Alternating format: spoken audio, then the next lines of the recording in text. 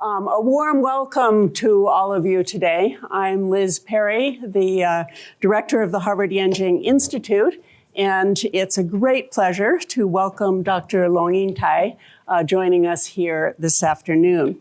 As the size of this audience indicates, Dr. Long Yingtai does not need much of an introduction, and so I'm going to be quite brief.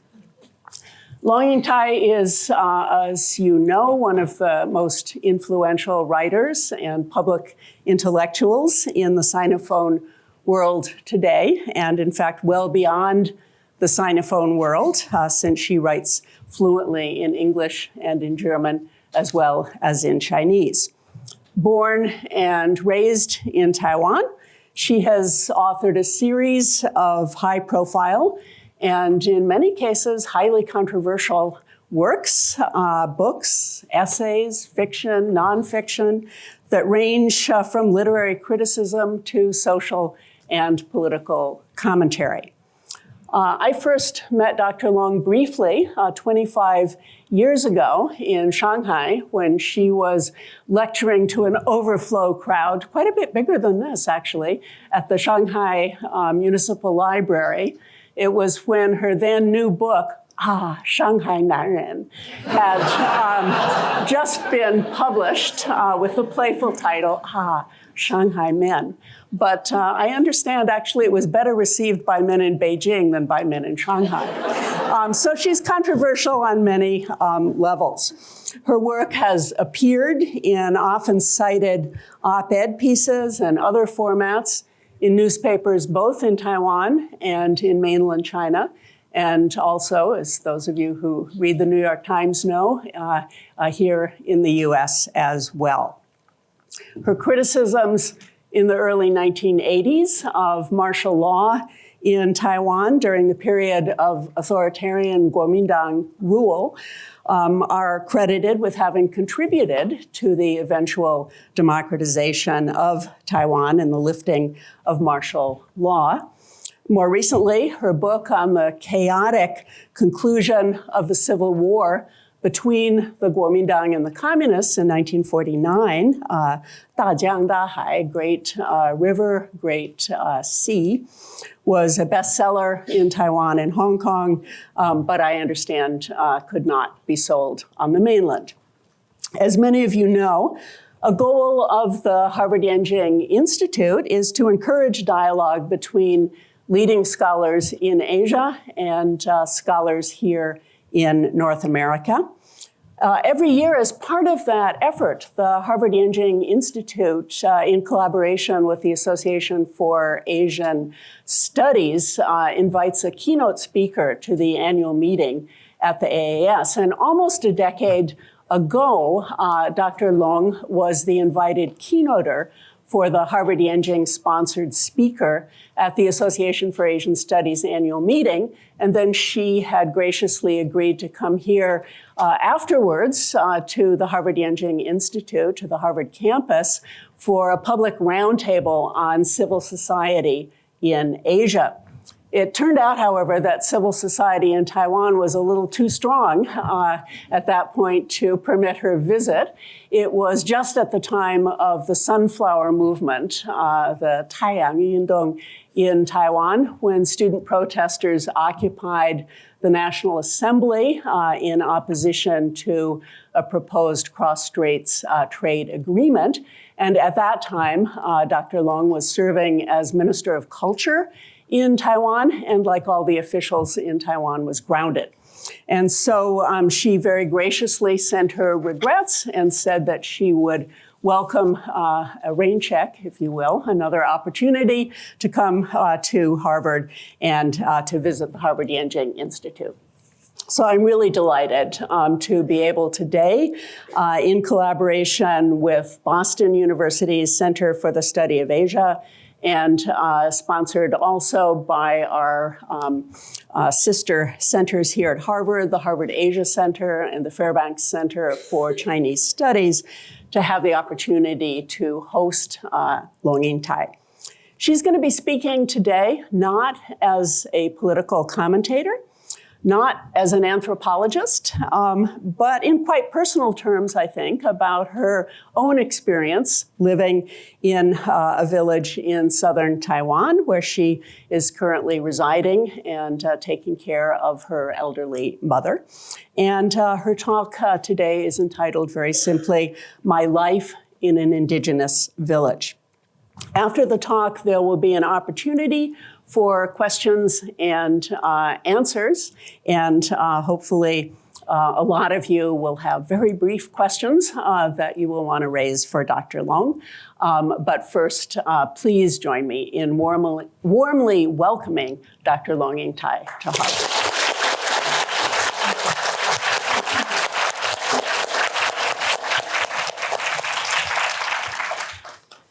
Thank you very much. I just want to make sure you could hear me very clearly from the very back.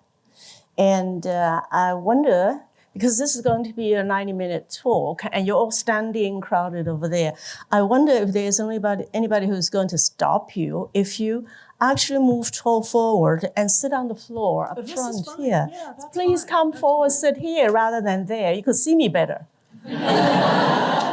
Please come forward and sit right on the floor.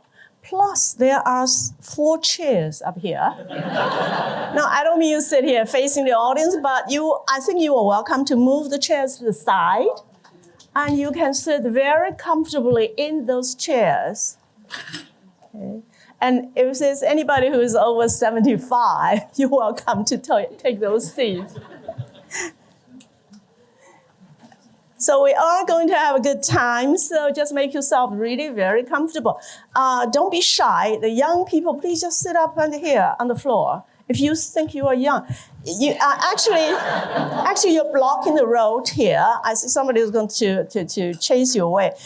Sitting on the floor is better because you're not blocking the fire escape.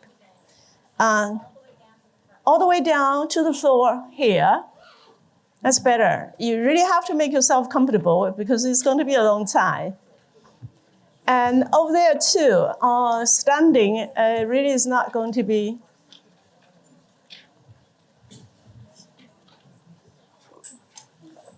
Okay? Don't be shy, you can move closer. You can tell that Dr. Long has had some practice. How many thousands of people in Singapore a few months ago? So this is small compared to her normal crowds. This reminds me of a talk I gave in London. Actually, the students were sitting around my legs. So you're really very far away from me. Okay, so I'm so honored, happy to be here. And I'm actually responding to an invitation extended to me from 2014, which means that's 9 years ago, and I'm responding to that. So I am determined to have a good time with you because maybe the next time you see me here is going to be another 9 years. Okay. I know many of you probably are burning inside to hear me talk about cross-strait relations.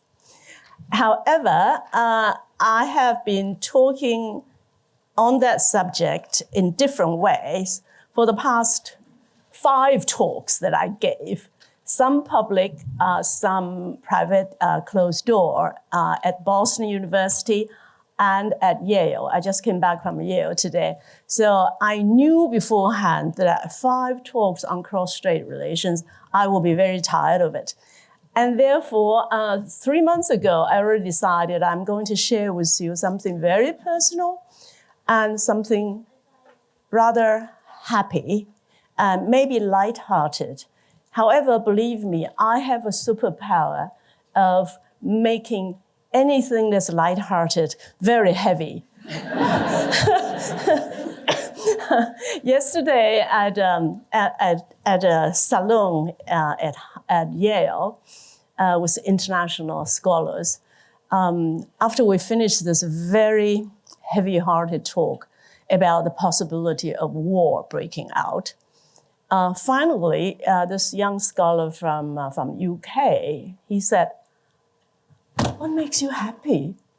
I thought about that question and I answered, I love my chickens, I got 18 chickens on my farm, and each of them has names, and I know every one of them.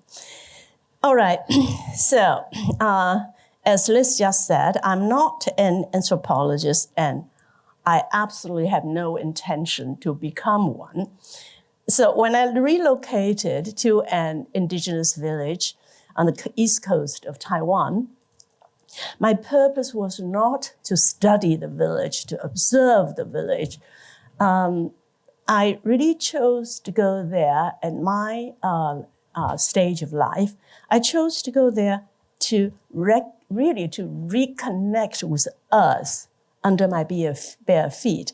I really had a strong longing to feel the wet, damp soil beneath my bare feet, and to embrace a way of life, so to speak. And therefore, I am going to share with you today, not as a diligent scholar on a field trip, but as an ordinary member of that community. Excuse me.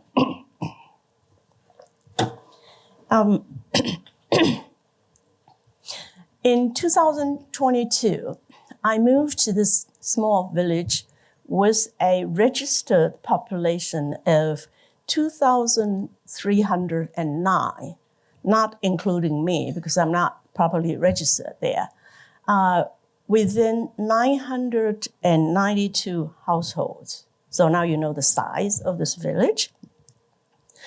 And my home, my very modest home, is nestled in the surrounding with forests all around, and in the backdrop were the majestic mountains. So that's the surrounding. During the very early hours of the morning, or in the quietness of the dusk, I would hear a resounding, strident echo from the depths of the forest reaching me. And at the very beginning, I mistook this cry for an angry bird, a ferocious big bird. But after a while, I came to realize what is the cry. The cry actually came from, I don't know, if you know this animal called muntjac, it comes from Formosan muntjac.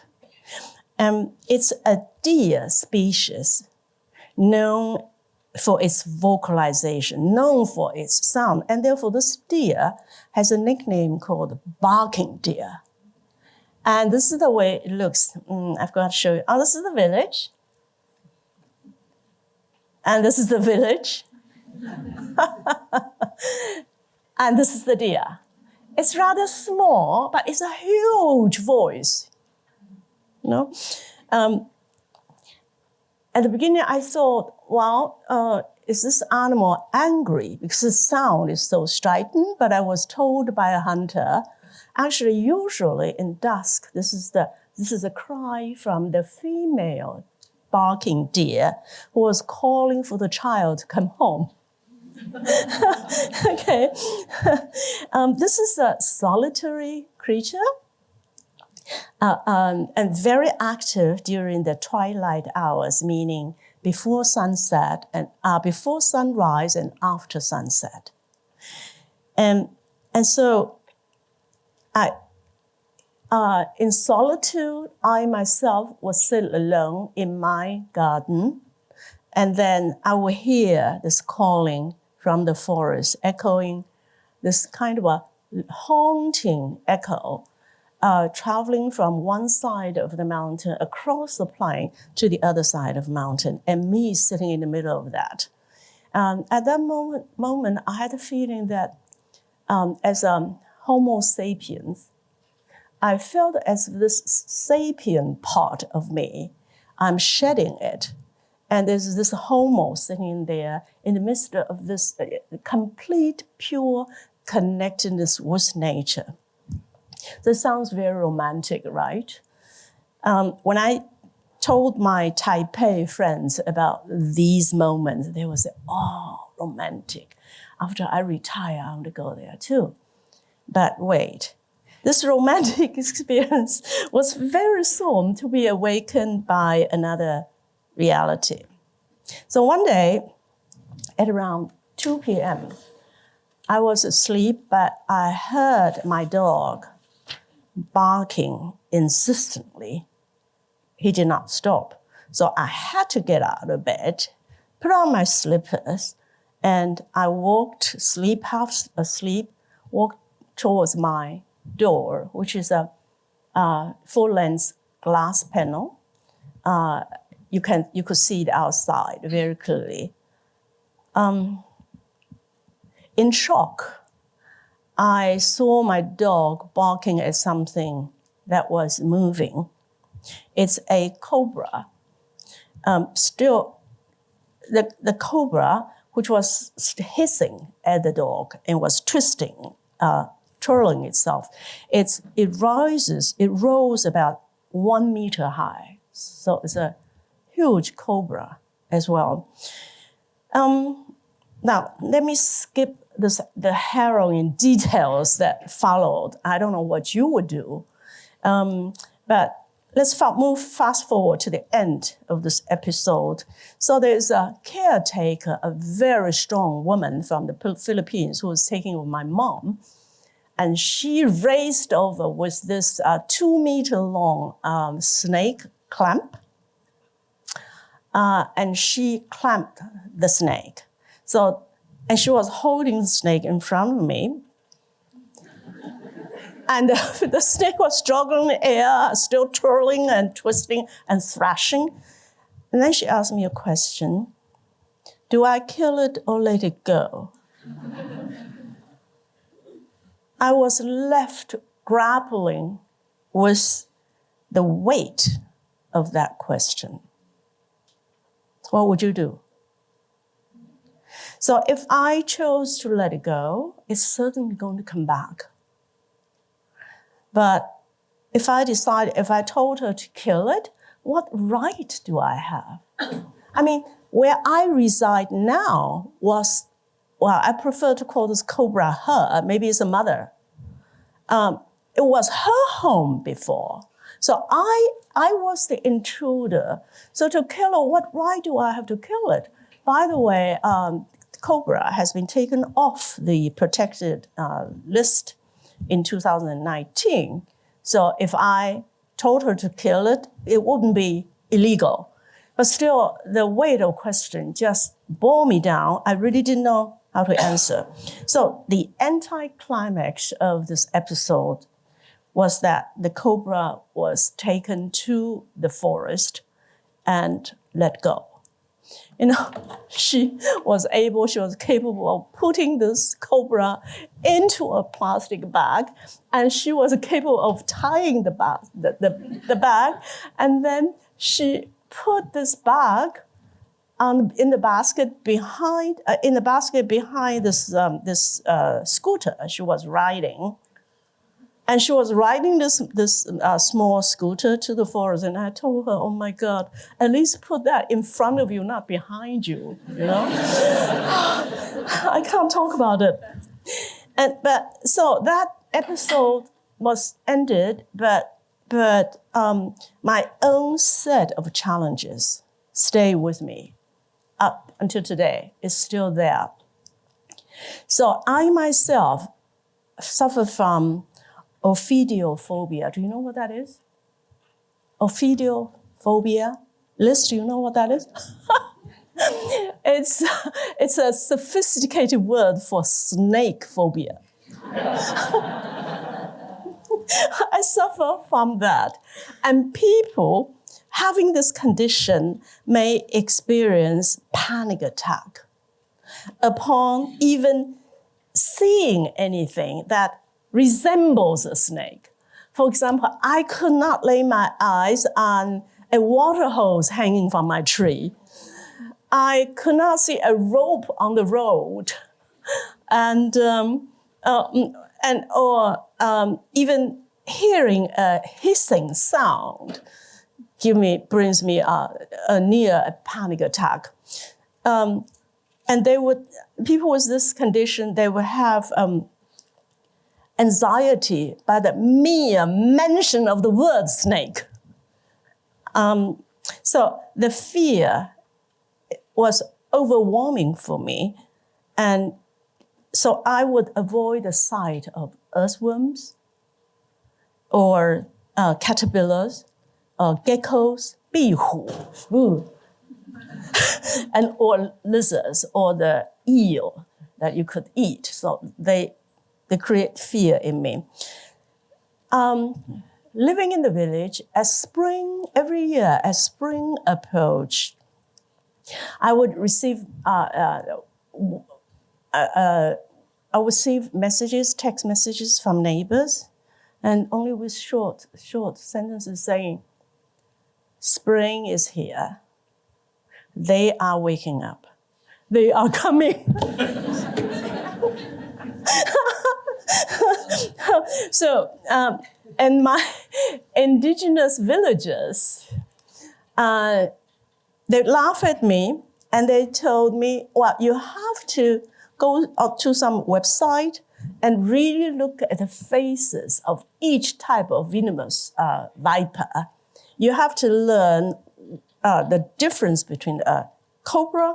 Well, I have to tell the names in English. That's good, because if I use them in Chinese, I get nervous. So you have to be able to distinguish a cobra from a pointed, scaled pit viper.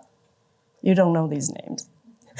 And you have to be able to tell the difference between a Russell's viper from a banded crate. And then you also have so-called the 5 pacers, which means you are bitten and you walk 5 paces and then you drop dead. Okay, so it's important because in case of a snake bite, you have to be able to tell the doctor who bit you so that they will give you the correct venom, anti-venom serum. Otherwise, you would die if it's the wrong serum. Okay, so once I tell my Taipei friends stories like this, I would say, no, leave me alone. So for half a year, I struggled to summon enough courage to go on the website and look at the snake face. I still couldn't do it today. It's 2.5 years now.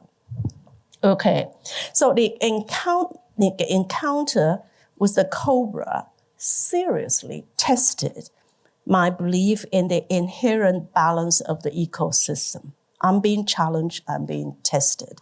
Because whatever you say in theory, it's easy, but in your daily life, you have to really do it. It's a totally different thing. My profound fear only amplifies this challenge. So since the cobra episode, I have faced, that's a cobra, I can't say it. Why don't you look at it? I will not. Okay, since this encounter with the cobra, I have had many encounters with different types of snakes. But of course, I just admire my caretaker. One was discovered basking on my garden bench, and the other one was discovered in front of the guest house. And there was one getting into my study and nestled itself in my bookshelf between 2 anthologies. So, and my housekeeper, my caretaker, I was not there, and she killed it. I don't know what kind of snake it was, because she said, oh, the snake got angry at me, so I couldn't handle it anymore, and therefore I had to kill it. But so these were the experiences, and and so I walked often in the woods, in the marshes, in the mountains, so I had plenty of chances to encounter other animals, such as this. I forgot the English name for this. Does anybody know? 白鼻星, or in the mainland it's called 果子狸. Now you know. 果子狸. A lot of associations with 果子狸, right? And this is actually a mongoose. All right, so my life has changed. Now, let me move on. When I first spotted a large size hornet's nest, hornet, 虎头蜂 ，OK， 大陆叫胡蜂是不是？ A hornet's nest hanging from the Chinese fringe tree, I froze. I could see the vigilant hornet guards perched at the gate to the palace, each about 3 to 4 centimeters big. And so I called up Mayor from the village, who is an Amis.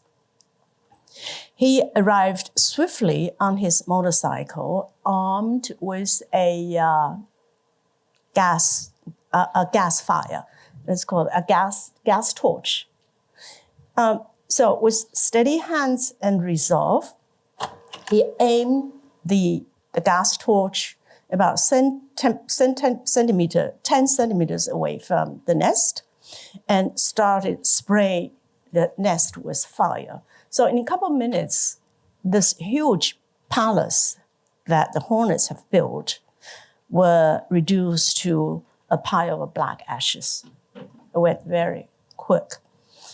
And Mayor then stowed away the gas stove and took a moment to enlighten me on distinguishing a hornet's nest from an ant's nest. Does anyone here knows the difference?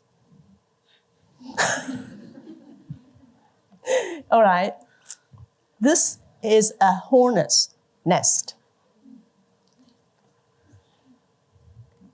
So the ants' abode, they tend to hang at the lower branches of the trees, while the hornet's nests go very high up. That's one difference.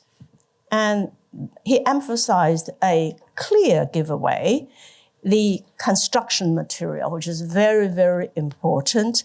The hornet's nest was created from the constant chewing and digesting from the hornets. And therefore, you see the material on the surface of the hornet's nest is smooth and beautiful like paper, with a paper quality.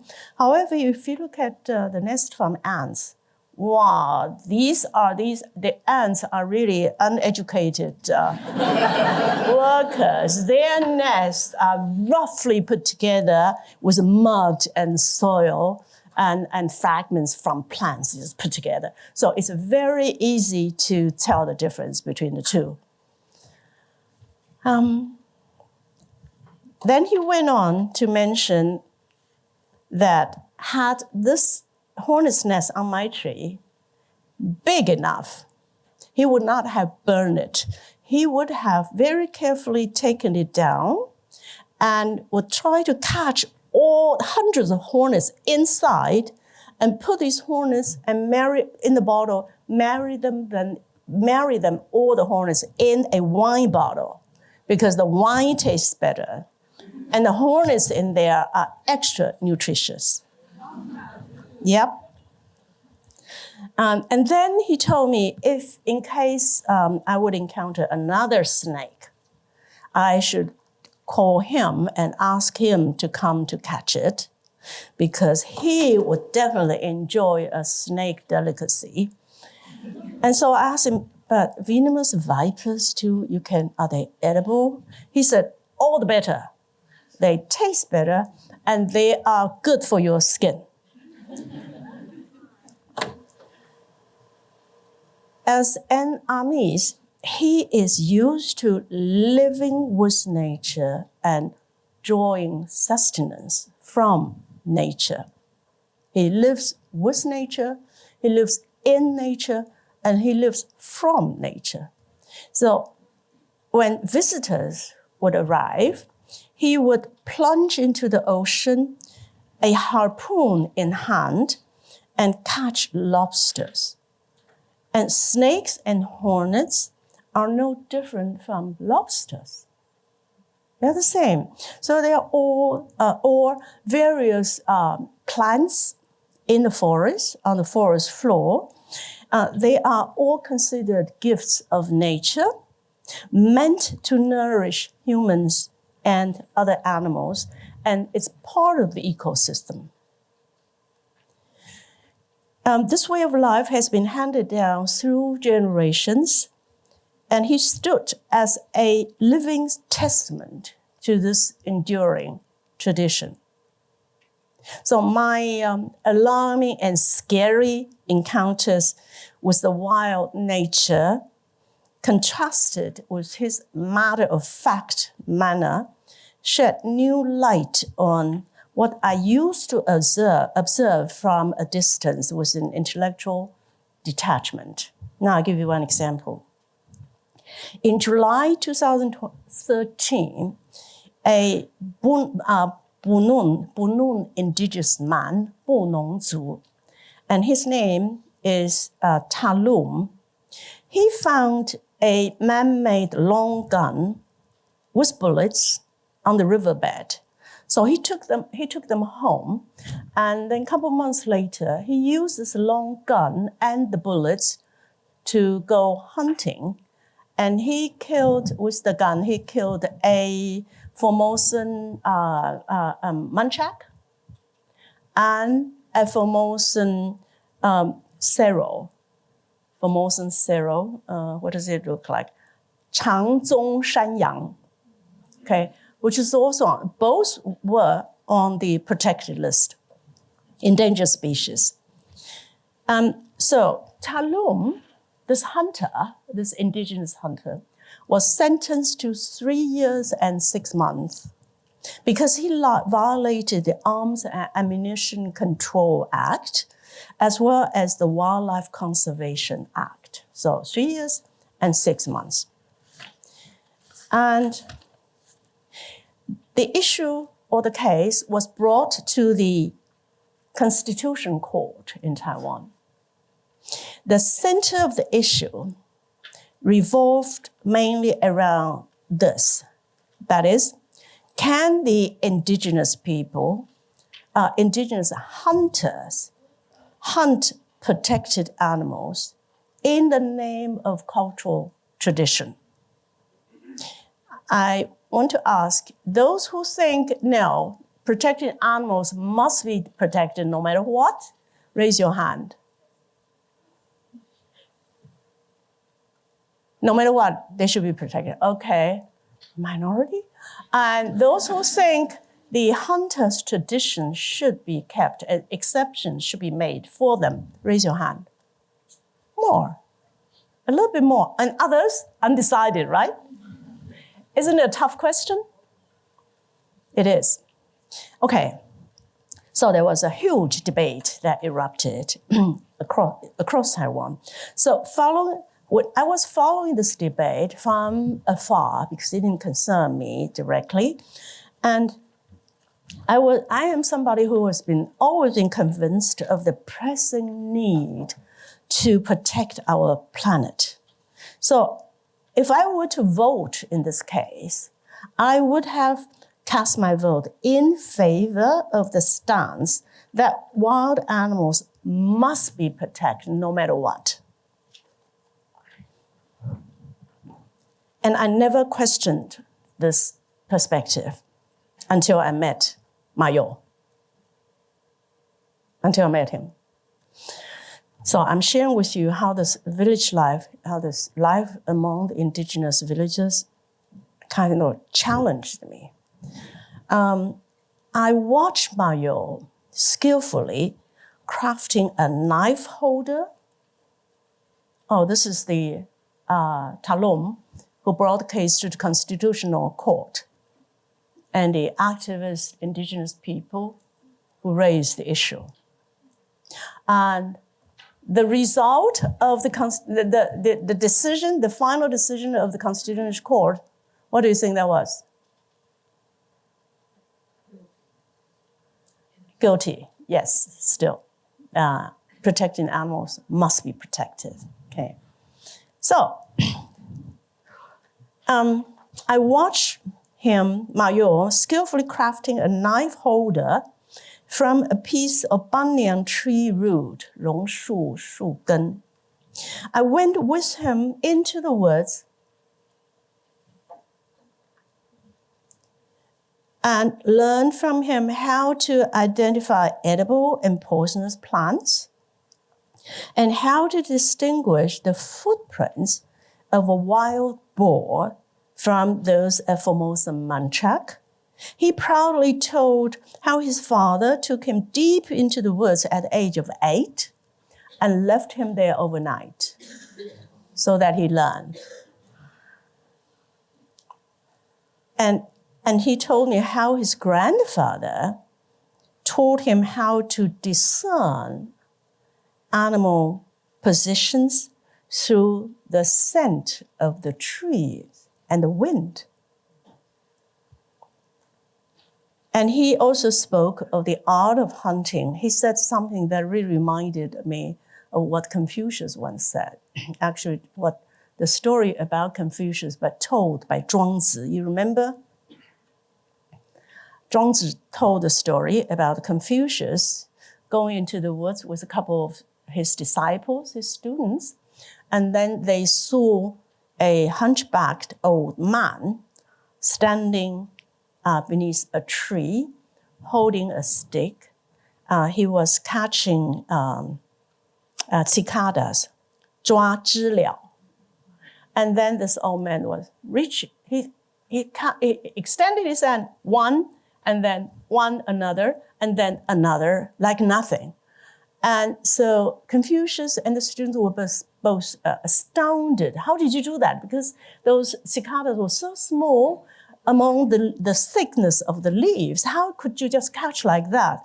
And you remember what the old man said? He said, when he stood still and started to concentrate, the whole universe disappeared. In his eyes, he only saw that cicada.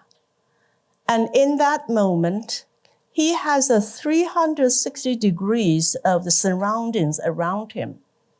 That's from Zhuangzi.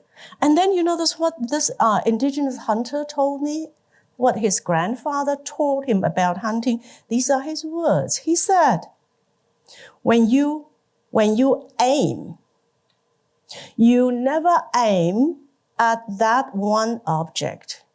You actually take in the entire 360 degree of the environment around you, and you are one with nature. I heard him saying that. I stood there dumbfounded because I recall what Zhuangzi said. That's identical. So, Ma You also told me how this way of life is getting lost.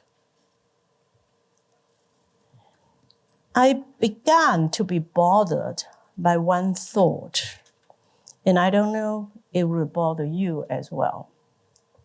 So, hunters in Taiwan might constitute just maybe 0.01% of the population, considering the total population of the indigenous people in Taiwan is less than 2.5%. And not every indigenous person is a hunter. Actually, very few of them. So if it's not of the total 23 million the Taiwanese, maybe not even 0.01% are hunters, maybe 0.001 are the indigenous hunters. And then the 97.5% of the non-indigenous people have been encroaching upon the habitats of wild animals for decades using large-scale industrialized methods such as settlement and pesticide. the encroachment still continues today. And then the 97.5% of this population are telling the 0.0001% of the indigenous hunters saying, you cannot harm nature and you have to stop your way of life. I don't know how to answer this question. So today, September 27th, 2023, I still don't have answers. Maybe you do. For me, it's very tough. Okay, so further on, one day I embarked on the leisurely drive through the village's back roads. You know what I was doing? I tried to find a local eatery because very quickly I discovered that along the bustling main street where the tourists and European surfers would frequent, these eateries and restaurants which make money are all owned by the non-indigenous people. So I knew that indigenous local eateries or restaurants, they must be hiding somewhere behind. So I went looking for them. But it was difficult to find them. And you know why? Almost in front of every house along the back road, about dinner time, you would have a group of people sitting on the very low plastic chairs around a very humble table, and the table would have lavish food and liquor, and they were all singing and joking. So every house, in front of every house, you have a table like this. So you never know, are these restaurants? Or are they family gatherings? And they all look so happy and so many people there. So it was hard for me to know which one is restaurant. And on this day, I finally decided, okay, I'm going to give it a try anyway. So I parked my car and I past by this table of people. I went in the house and I discovered, it is really a restaurant with 3 tables. So I got in and I sat down alone on one of the tables. The waiting staff and the cook were all middle-aged women from the village. And I took a seat at one of the tables and retrieved a miniature whiskey bottle a friend had left in my car. So there I was alone, sitting down, ordering food, and had my own whiskey bottles, which was very small. And the woman who served me introduced herself to me as, my name is Xiaoping, Deng Xiaoping 同志. Okay, and she laughed. So approximately 20 minutes later, as all the other patrons left, I was alone there. So this Xiaoping 同志 came and joined me at the table. So I offered her proudly my miniature bottle of whiskey, and she looked at it with a polite disdain. You folks drink stuff like that. We don't. And so she pulled out from her apron a 高粱 glass, put on the table, sitting down with me, and her colleague had already put a half-filled 高粱 bottle in front of us. And you know 高粱.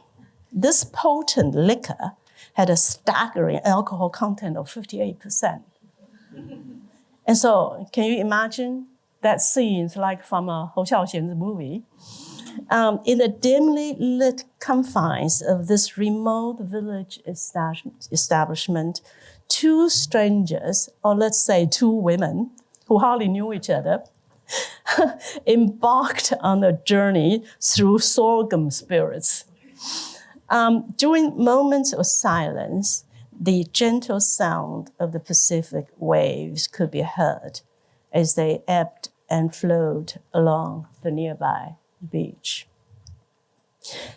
And the woman who labored in the kitchen the one shuttling dishes to the patrons, the one perched on the plastic stool by the roadside, diligently peeling bamboo shoots, and even the elusive shop owner, whom later on I got to know very well, as I was told later, were all widows. They were all widows. And then I was told, there are many widows in the village. In this corner of the world, men tend to die early. You see, I have a superpower making everything, happy things, heavy.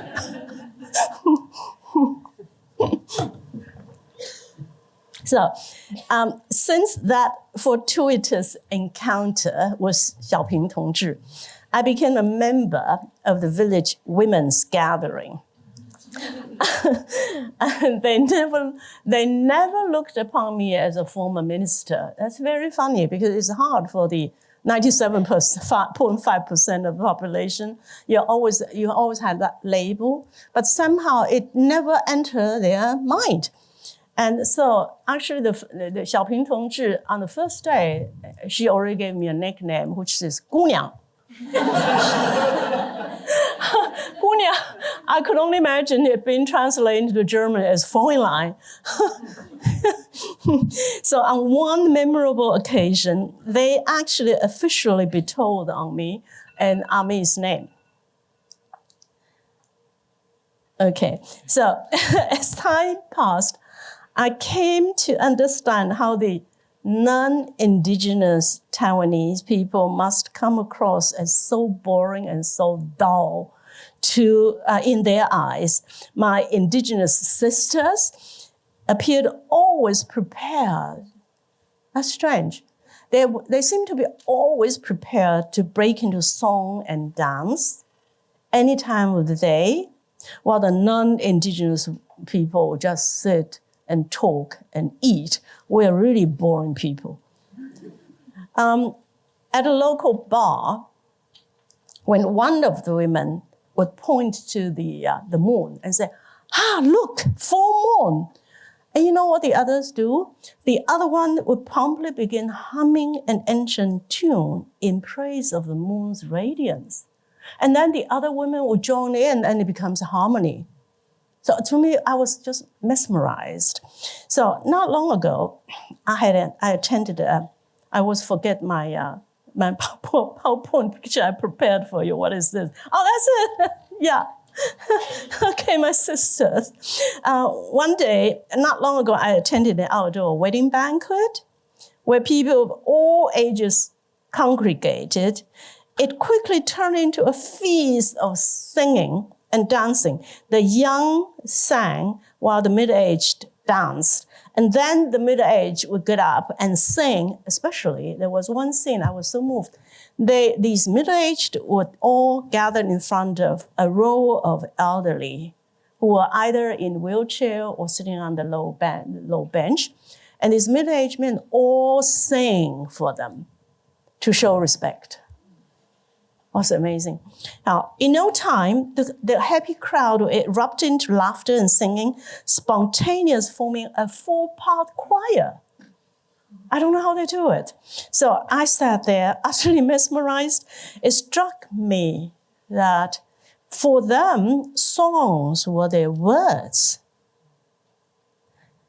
Singing was their handshake, and melodies were their greetings. So about these women, before I came to Boston, they were saying, when are you leaving? We have to have a goodbye dinner for you. And so when I arrived, they said they have the 喜成宴. It's always at a local eatery or a local bar, and they drink like hell. So when gatherings occur at one of the women's home rather than a bar, a local bar, I would enter to find, this is how they sing, okay? I would enter to find the hostess's husband.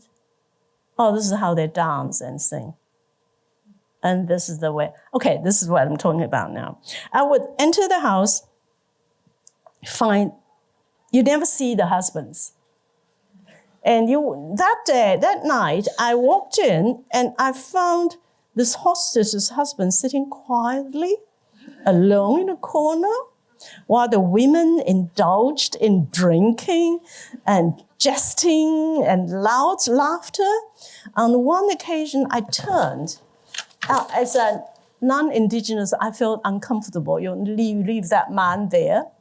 And so I politely inquired about the name of the husband, prompting a burst of laughter from the women. And one response, his name is the heartless man, 没良心的人.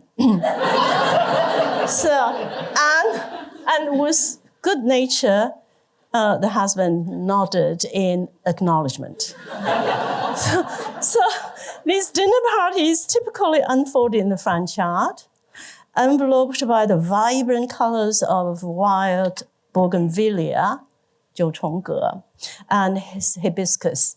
So the homemade dishes might feature parrotfish, 鹰鸽鱼, which is a rare fish, because in the morning, the mother would have sent the son, go in the ocean and fetch some parrotfish, and that would be our dinner. So conversations usually began with inquiries about what did you do yesterday? And naturally turning to the enjoyment of alcoholic beverages. One woman recounted how she had spent her evening sitting in her yard alone, gazing at the moon rising from the ocean and imbibing until 2 a.m., only to stumble over a flower vase and sprain her ankle. Another shared the tale of awakening one morning, finding herself lying on the floor, unable to recall with whom she was with the night before. So I am actually quite, as you are, I'm quite accustomed to hearing stories like this, but mostly from men. Whether it's in Shanghai or Beijing or Taipei, these are the stories from men. In those sophisticated cities, most women, while in gatherings, most women would only take occasional sips from their glasses while keeping a vigilant eye on the men, because at the end of the party, it's the sober women who would drive their husbands home. And if you were together with a bunch of professional women, they would drink very politely from the red wine glasses, followed by tea. And so this is a very new experience to me. So my Amis sisters, they exude a natural sense of self-confidence and independence. So I initially assumed that this might be attributed to the traditional Amis practice of being auxiliary local. Auxiliary local. Oh, it's hard to pronounce. Auxiliary local, which means matrilocal, 母系社会. Auxiliary local, where men marry into the women's family as their traditional practice. However, very soon I learned that nearly all my sisters, actually, they have married to the husband's family. And dismiss the notion of matrilocal tradition. So I naturally asked, is this yet another negative influence from the Han Chinese, from the non-indigenous? No, they refuted. And this is very interesting to me. They said, we simply don't like to see the men that we had chosen as our partners will be treated like our fathers and grandfathers were treated. There was no dignity. That's very interesting. There's a generation gap here. So I tried to understand, well, how did your father and your grandfather live? They married into the women's family, you know. And so I studied about it, although I said I don't want to be an anthropologist and I'm not an indigenous scholar, but I'm curious. Okay, I am a naturally curious person, so I found out about this. Men who marry into women's families are called kadafo. But in our village, in Dulan village, they are called akawa. So there are differences. but let me call them kadafo. The kadafo have various responsibilities, including rising early morning and before anybody else in the family to kindle a fire as their first job so that their wives could prepare breakfast later. In the event of a shortage of firewood, they have to venture out into the forest and cut woods and get the firewood ready. Additionally, they are expected to inspect the rice fields and water pipes and everything, all the works on them. And during breakfast, because he had to do all the preparations, so the kadafos, usually they are the last to eat. But then they have to be the first to rise. Why? They have to go out into the yard, climb up the betel nut tree to pick the betel nuts and fetch them to the family so that the family members who are still sitting there eating breakfast, they can chew on them and during conversation and having a good time. So they are the ones who have to go up the trees to do that first. So eat first, they eat last, and get up first.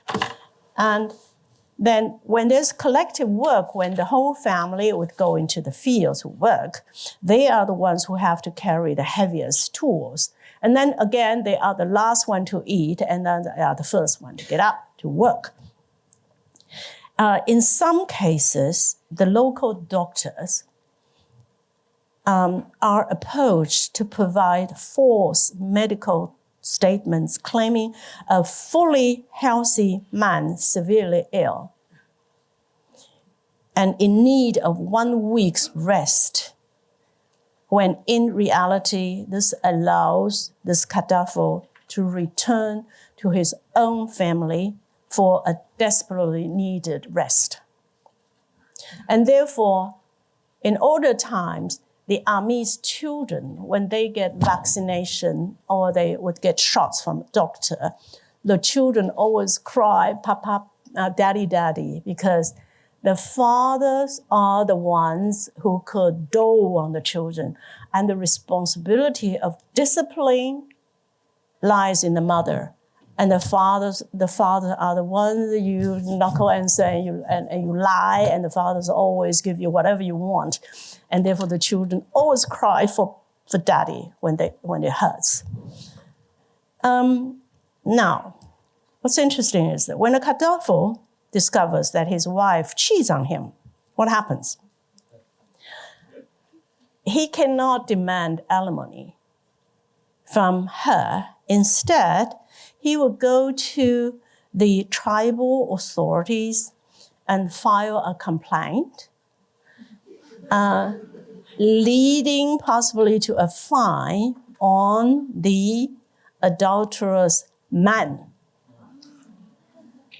Okay? And then he would leave his wife's home. And a divorce is a very straightforward process. It's completed when the man walks out of the door and discovers his belongings at the door. Then the divorce is finished. He has to leave. Then, when a kadafo passes away, within his wife's family, it's complicated. It then becomes necessary for the wife's family to engage the service of a priest. And the priest's duty is to communicate with the ancestors and convey the message that this departed does not belong to the family. He's not a native member of this family. So therefore his soul does not rightfully belong to this family. And then the responsibility for performing rituals to comfort the soul lies on the man's original family. And if his original family doesn't do it, then the wife's family have to engage the priest to expel his soul. Otherwise, his soul might stay with the wife's family. Sounds harsh, right, to us?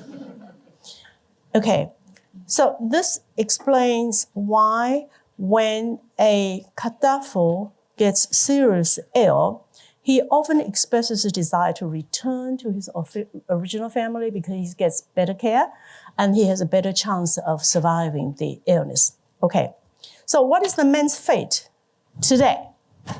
It's all changed. I mean, the influence of 97.5 population, of course, is huge, overwhelming. It's changed. And the man's fate today.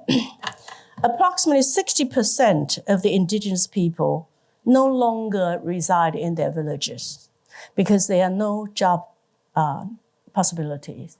They are dispersed all over the urban areas. They work on construction sites, and they work as truck drivers, and many of them go into the army. So you remember the indigenous population is only 2.5% of the population, but in the army, our army has nearly 10% of the soldiers who are indigenous men, 10%. And then in some special operation unit, for example, with the Marine Corps, the percentage sometimes exceeds 60%. That tells us a lot. I inquire then about the prevalence of widows in our village. Why there are so many widows? And Xiaoping 同志 responded with a dry laugh. She said, "You'll come to understand, all the young men and women leave the village to seek work in the cities. The women return either divorced, widowed, or are compelled to come back to care for the aging parents." And I asked her, what about the men? When do the men come back to the village? And she said, strangely, mirthfully, she said, the men, they were carried back. Okay. I have to go faster because time runs out. Okay. Before long, I encountered one such carried back man. I joined the village doctor on a mission to deliver lunch boxes to the elderly living alone in the mountains. So we would round around the mountain pass and finally came to this hamlet and deliver lunch boxes to this man. I entered into his house. His house was almost like a pile of garbage. He lived totally alone. He was locked in a wheelchair. And the only thing he could manage to do was to slowly reach his arm to the lunchbox and bring the food to his mouth. And then around him was a pack of cats waiting for the food to drop. They would jump on. So this man lived alone under this condition, actually competing with cats for sustenance. And his son also worked far away, somewhere in the city on the construction site, couldn't take care of the dad, and he was 20 years ago already divorced. So I began to understand why there are so many widows and why Xiaoping said these are men carried back. I cannot finish my talk, so I'll come to the most important thing. So construction site, life expectancy of Taiwan 2022. Pay attention to the second column where Taipei City and look at the average age of the female of a Taipei citizen, such as me, myself. On average, I will live to 86 and 90, almost 87 years old. That's the average. And then move to the last column with mountain indigenous. We divide the indigenous to the plain ones and the mountain ones. And in the mountains, you could see the female mountain indigenous, 77. In other words, my indigenous sisters, they live 10 years shorter than me. Why?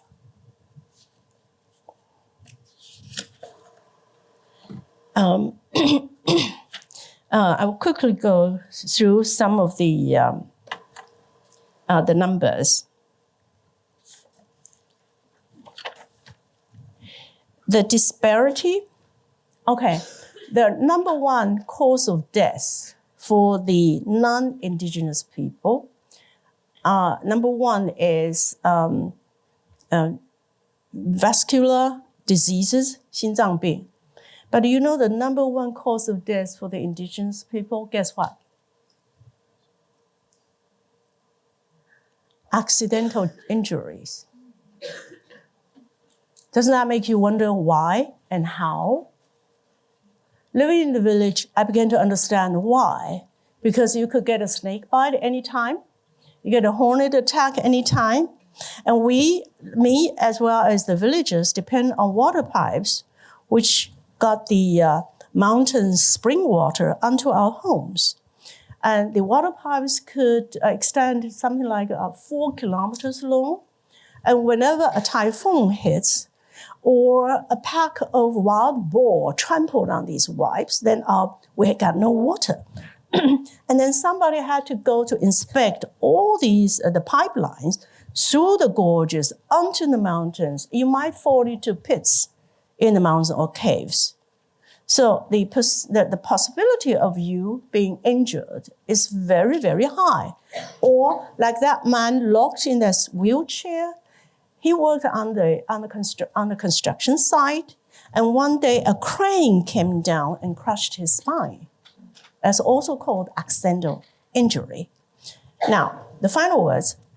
So I try to find out what is the disparity in healthcare resources between Taipei City and Taidong County, which is where I am. The city of Taipei, for every 10,000 residents, there are 44 physicians, which means per square kilometer, you have 42 doctors. So every square kilometer, you have 42 doctors.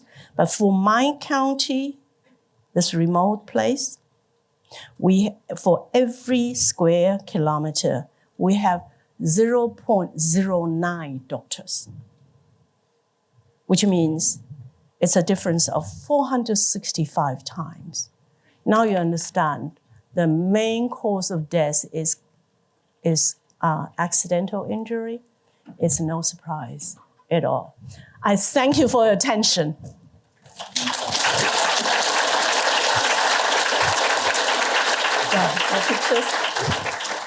Thank you very much. So we are going to open things up to questions here. I did want to announce that today's talk, with Dr. Leung's permission, is being recorded. So your questions will be recorded. And I do ask you, if you are raising a question, to just briefly identify yourself and to make your questions very, very brief, because we have so many people here who I think will want to engage. I thought that was an amazing talk, full of all kinds of fascinating personal information, and also with all kinds of potential lessons for us living in societies where people are in such very different conditions. Different economic conditions, different ethnic conditions, different political conditions. We can think of the polarization in Taiwan between green and blue. We can think of the polarization in this country between red and blue, and what kinds of lessons we learn for engaging with others by confronting both nature and other people who are so different from ourselves. So I thought it was a truly brilliant and thought-provoking talk, and I'm sure we have plenty of questions from the audience. So I will invite your questions. I think we have several people here with microphones. Francesca, you have a mic. James is in the back there with a mic. Lindsay over here with a mic. And so if you raise your hands, I'll call on you, collect several questions. And if you go on for very long, I will rudely interrupt you and ask you to please hand your microphone back so that somebody else can ask a question. But why don't we begin over here, Lindsay, if you could hand the mic back there. We'll take questions from the different sections in order. Right. Thank you, Madam Minister. I don't really have a question, but I venture to say that I might have a possible answer to a tricky question you raised, which didn't have an answer Could to. you please identify yourself I'm and Ping very Day. briefly? I live in the area. Well, I did research at Harvard. But the question concerning indigenous hunters killing protected animals and whether it's lawful or not. But here's a hypothetical solution. How about carving out a special reservation for a few hunters where they can hunt these protected animals, but outside the reservation, the law is in place. But then it immediately raises the question, where should it be and how big it should be and so on and so forth.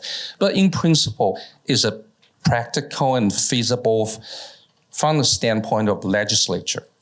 Okay, Thank you. Thank you very much. Liu Qing here, so Francesca, and then we'll take one from over on this section and then come back. Yeah, I'm glad to see you here. Question is, how long are you going to live there? How long? How long? 3 years. You continue will live there. I'm still there. So my question, I'm wondering, is a way of life you love, or just a kind of out of curiosity? Can you identify yourself? You really love the way the love, or you want to still as intellectual to investigate, encourage. So are you going to back to Taipei? Your fancy apartment, or you just very satisfied with the village life, with the indigenous life? Well, Should we Yeah, wait and take you can hold Yeah, it. we should wait. more, and Okay. then we'll take one more. Is there anyone over in this section who would like to raise a question? No. Okay, then in the back there, the young, yeah, okay. Oh, hi. I'm Sunshine. I'm a freshman at Harvard College, and I'm from Shanghai. And I was wondering what you think the role of the writer is in documenting these like anthropologists like findings and stuff. I'm sorry, I don't get I it. didn't quite hear it. Oh, I'm Sunshine. I'm a freshman at Harvard College. I'm from Shanghai. And my question is, what do you think the role of the author is in documenting these findings, whether through fiction, through essays, or through presentations and lectures like this? What is the role of the author? Of an author, like as a writer, whether it's a novelist or an essayist, in documenting these findings through research, through presentation, through books, through essays, through fiction? What you see as your own role, your own responsibility in this. So I think, and it's entirely up to you how you would like to respond to these questions. Okay. But we have one question, one sort of suggestion on special protected reservations yes. for animals. One on kind of, do you see yourself permanently moving to this area, or is this a temporary sort of experience and then you'll move back to Taipei? And another on kind of what is the role, I guess, of the writer in particular in this kind of experience, and how do you as a writer see your own responsibility? Is that a fair Thank summary? you. Okay. About the reservation area, special area for them, actually it is being done now. There is this special area, but it takes more sophisticated calculation and monitoring, because I think the Taiwanese government, authorities have been doing a relatively good job. For example, the Forestry Authority, they actually are monitoring in this area what species of what particular endangered species, what are their numbers? Are they increasing in the numbers so that we could allow more, or they are actually diminishing? So it is actually very fine monitoring, but it's going this direction, yes, but of course it is very difficult, but you're right. Okay, Liu Qing's question, actually, for the past 3 years, this village is my home, and Taipei is my back garden. So when I see you in Taipei and receive scholars in Taipei, actually, it's as I would fly from a village and do work there for 3 days and then come back to my village. Another element to that, putting a weight on my village life, is I am taking care of my 98-year-old mom, and she's with me in the village. You know where this mom is that you are taking care of, where is home? Definitely no other place. And then as to my curiosity and all the inquiries and reading about the armies, I think what is the driving force of this? Curiosity plus, a natural compassion for people. Once you get to know them, you care for them. So that comes naturally, you know. Okay, and the last one, as a writer, I think in my case, you have an eternal curiosity which keeps you in a constant state of a childlike state. A leaf can make you wonder all day, or a moon rising over the ocean, then you are mesmerized by it, as if you look at them the first time in your life. So I'm often in that state. And this state does not leave me, whether I'm in Taipei, I'm amazed by the scholars I meet. And in the village, I see wonders day in and day out, 24 hours a day, wonders to me. I see wonders all the time. Okay? Yeah. Yes, we'll take another round now. Yes, right here. Who has the closest? I think, Lindsay, maybe you have the closest mic there.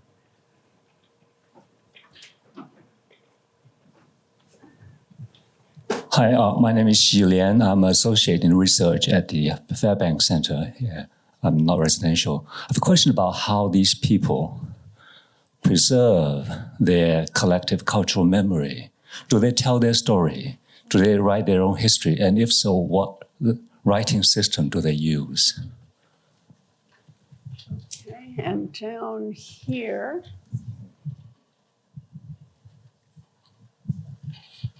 Nice to meet you. My name is Jeremy. I'm a PhD candidate in government here. So I'm from mainland China, and your work had a huge influence on me during my formative age. And I think your work was one of the reasons that I decided to do a PhD in political science. And so Thank you. there was some backlash or propaganda against you since 2019. So I'm wondering, I'm just curious. Younger generation don't get to read my books anymore. Yeah, so I'm really curious. Do you still have any plans to engage with your mainland readers and the broader audience? Yeah. Okay, and Thank you. Thank you, Jerry. And we'll take one more, I think, over there from Wu Helin.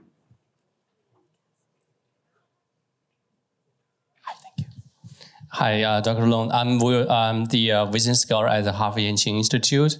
I'm delighted to hear a story about indigenous people. I was curious about the younger generation's view about their ancestors' life and living.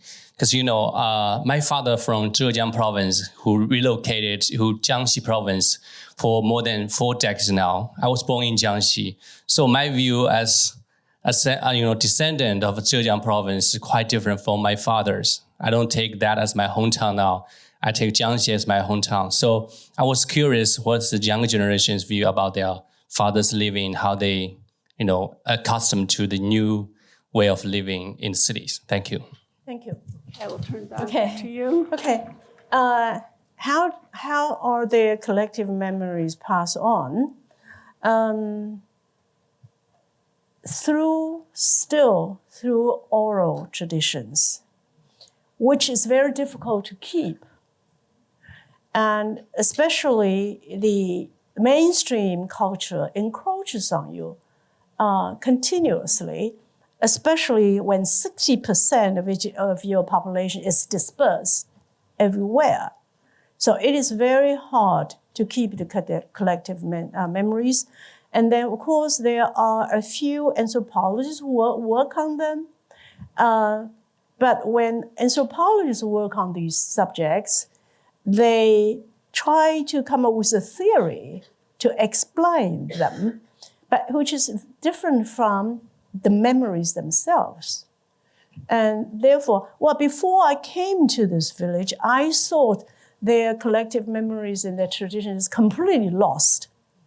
But after my arrival, discovered, wow, it's more than I thought. So it's kind of a happy discovery. However, overall, it's really fragmented.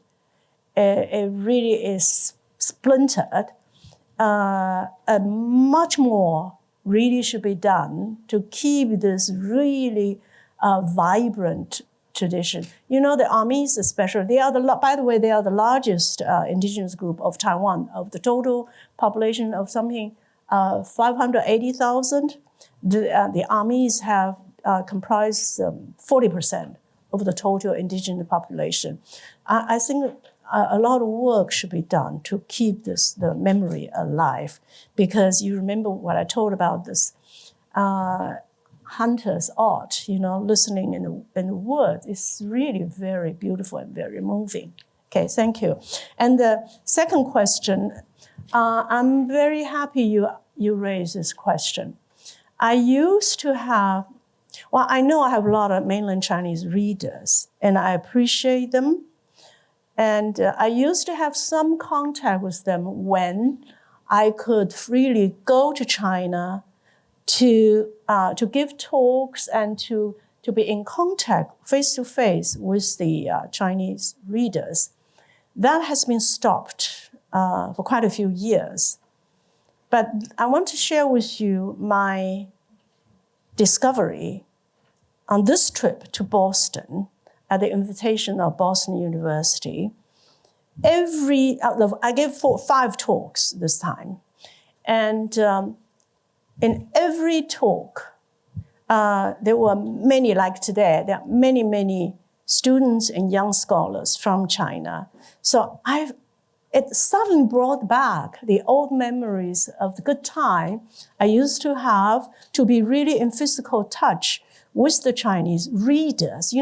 Authors and readers have very special wavelengths of contact. You look into the eyes, I know if you are a reader or not. I know.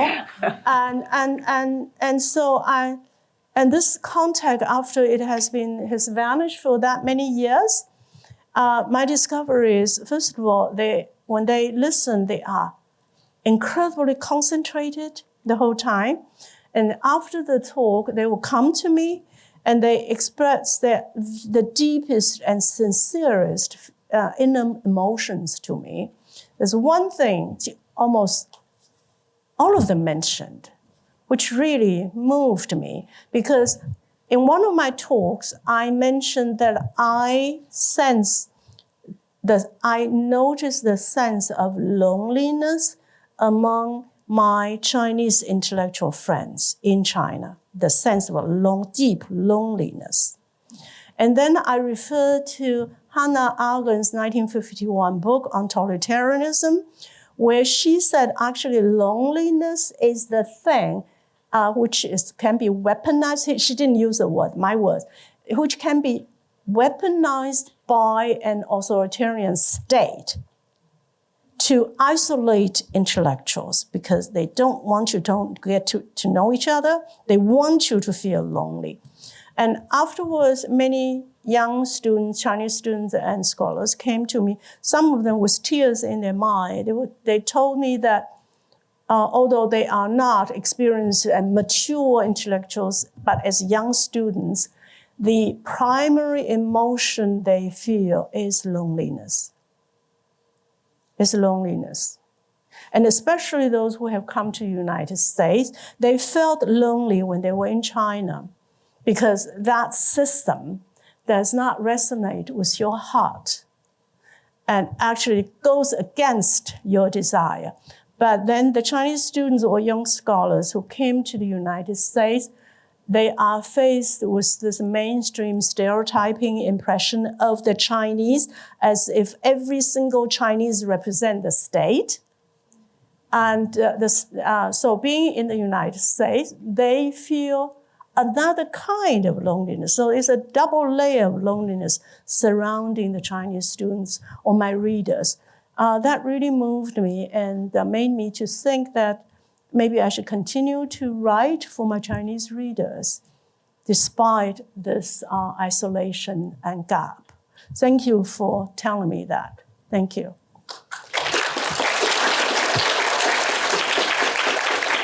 I told you I have the ability of turning anything light into heavy. And the indigenous youth, how do they know about their past? Actually, no, it's fragmented, and it is very hard to hand down. And actually, the older generation, you tend to tell your stories to the younger generation when you are proud of yourself. But as an ethnicity in a very weak position in this mainstream society, it's hard for you to be proud of yourself. So you tend to be silent about your own story. So how do you pass the memory down to the future generation? It is very difficult. Yeah. So we are at time, but we could take perhaps one more round. And of course, Kathy Ye gets to ask a question. Thank you. I have two short questions. One is on one of the slides you show, the characters are Chinese characters where all the women are sitting there drinking. And I was trying to decipher, it's very emotional. It's about Qing, it's about this. So all the indigenous population goes through the government organized schools. Is that correct? So that what is the subversive influence on their local culture versus, the 本地文化与这个政府文化, right? The government school, this is unified learning and Chinese. Second question, there are so many of them are in the army. Does the crisis between mainland China and Taiwan, how does that filter into their indigenous life? Their sons are dying if the war erupts, right? Yeah. Okay, we'll take this question right here, I think. And then we'll take one down here. Why don't we do that first? I've been ignoring that part of the room up there, so we'll take you next. Thank you so much. And I'm Sarah Xingyue. I'm family from Guangzhou, and I'm a first-year PhD in biology at MIT. And my question is actually, what makes you decide to relocate into this village before you actually have all this experience? Like, what's your decision factor? Okay, and there was a question up there, James. You choose one of them. Give them the mic. Hi, my name is Eric. I'm a queer Chinese American person, a son of immigrants from Shanghai. My question is, I sometimes feel like a minority in this country, and I was wondering what kinds of progress, if you think there's been progress been made by the Taiwanese government for protecting the minorities in Taiwan, whether that be the indigenous populations, the migrant workers, or the queer population in Taiwan. Thank you. Thank you. Thank you. Okay. Yes, all the indigenous children go to public schools as everybody else. So they receive the same kind of education, and therefore they get the same kind of ideology. And therefore, if they join the army, well, you would join the army for economic reasons. You get a steady income and you get a job there, especially nowadays. Very few would like to go into the army. And it's like an American army, you have a lot of Black population as well, probably for similar reasons. And also at the same time, responding to your question, well, as Taiwan has developed into an authentic, vibrant democracy, the civil society has become more and more robust. So, and therefore the attention to this diversity is also getting better. And therefore, actually in many of the schools, you could opt to learn the Amish language as well. So that occurs, and that is a good sign. But it is, again, it's hard to go against the mainstream current. If you could learn English, then would you take the time to learn Amish? Amis language. So it's always a struggle. And then if the across strait, the war breaks out, then you have the Amis sons fighting against the Chinese, the PLA. I don't know, but this is surrealistic scenario occurred many times in history. When Japanese colonized Taiwan and they fought against the allies, including the Chinese, who do they send to the jungle to cook for the Japanese soldiers? And who do they send into the mountain, into the jungles to bury bodies, to do the dirtiest job for the Japanese army? The indigenous from Taiwan, because they were good at climbing mountains, and they know what plants to eat, what are edible, what are poisonous. So the Japanese army actually in the Indonesian jungles heavily rely on them, and therefore the indigenous people throughout the history, they could hardly determine their own fate, whom to fight against or not to fight. Same thing. Then final question is why you went to this village.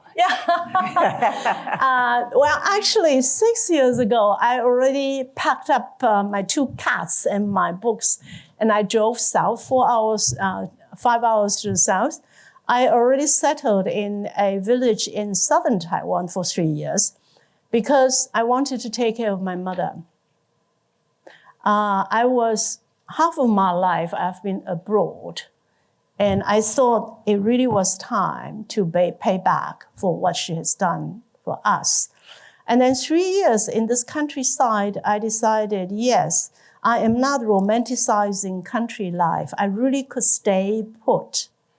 And then, but in this town of 50,000 people, my living condition was like in Taipei. So I really had a very strong urge to be able to stand on soil with my bare feet. And I started to look for a piece of land where I could do that.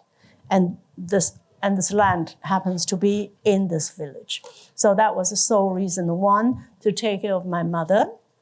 And she's 98 years old now, and she suffers from Alzheimer. And she does not know who I am, and I'm with her. And then I really wanted to be in nature and with nature after all my intellectual life. I felt intellectuals think too much and talk too much. I want to look at trees. So, the invitation was in 2014, and I'm here today. I really enjoy every minute of today, and I hope we won't wait for another 9 years for me to come. Indeed, we Thank will you not. so very much.